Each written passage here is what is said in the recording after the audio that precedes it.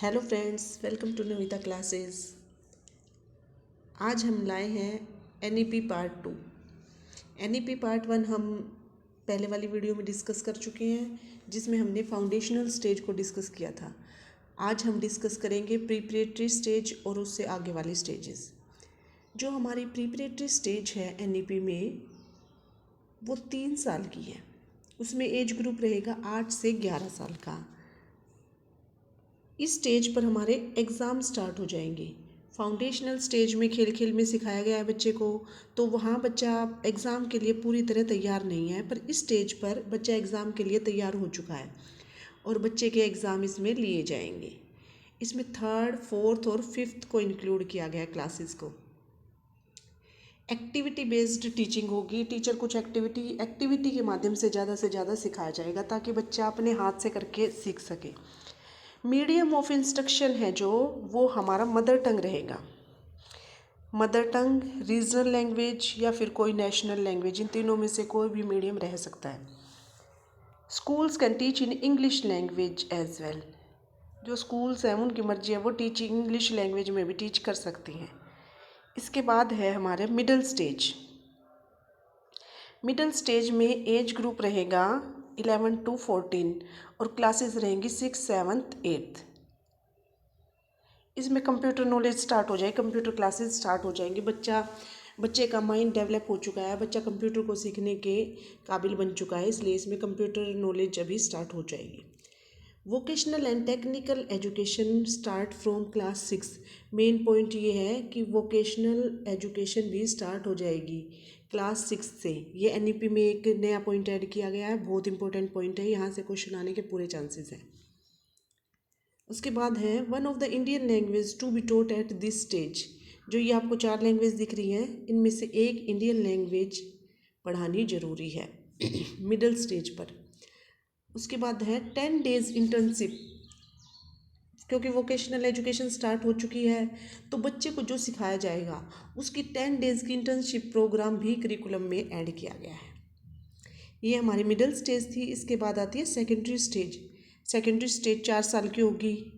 Middle stage तक 8th तक cover हो चुका है। सेकेंडरी स्टेज में जाएंगे 9th to 12th क्लासेस और एज ग्रुप है जो वो रहेगा 14 to 18।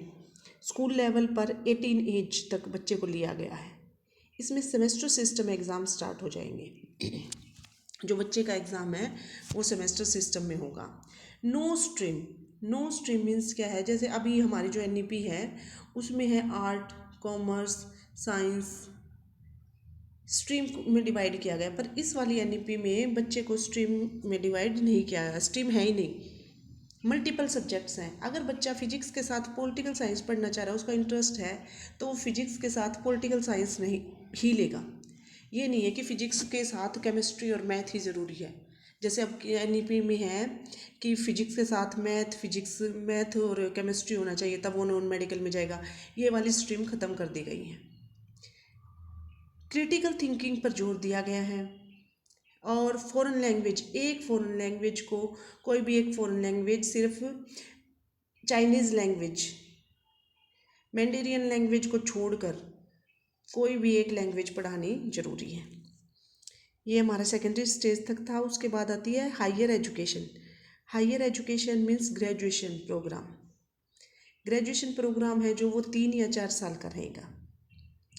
अब तो क्या है, 3 साल की बीए या फिर बीटेक है जो 4 साल की, अभी भी ड्यूरेशन वही है।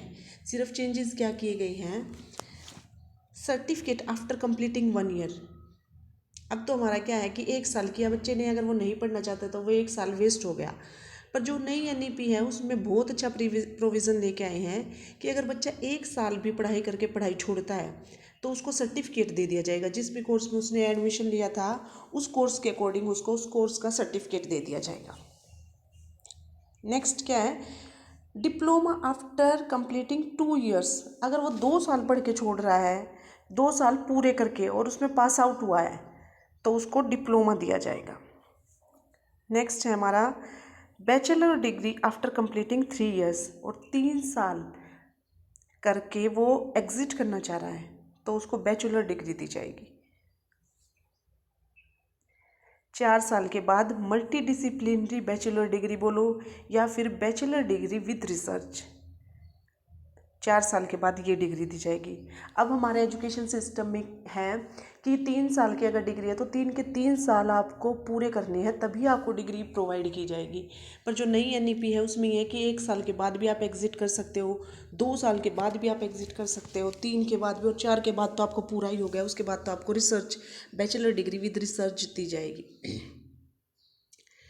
इसमें नेक्स्ट है हमारा ABC, academic bank of credits. बच्चे को क्रेडिट्स के अकॉर्डिंग पढ़ाया जाएगा। जैसे अभी इग्नू में भी है, MA में 64 क्रेडिट्स करने ज़रूरी हैं। एक सब्जेक्ट, जैसे एक सब्जेक्ट को 8 क्रेडिट दे दिए तो हमें 8 सब्जेक्ट पढ़ने ज़रूरी है पोस्ट ग्रेजुएशन में, 4 पहले ईयर में और 4 दूसरे ईयर में, तो 64। इस तरह से अब NEP में क्रेडिट सिस्टम स्टार्ट कर दिया गया है। उसके बाद आता है मास्टर डिग्री प्रोग्राम और PhD। इसकी ड्यूरेशन वही 1 साल की और 2 साल की रहेगी। 2 years from those who have 3 years bachelor degree.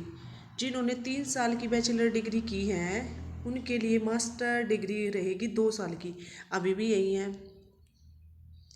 1 year for those who have 4 years multi disciplinary bachelor degree. जिन्होंने 4 साल की है उनके लिए 1 साल की मास्टर डिग्री रहेगी।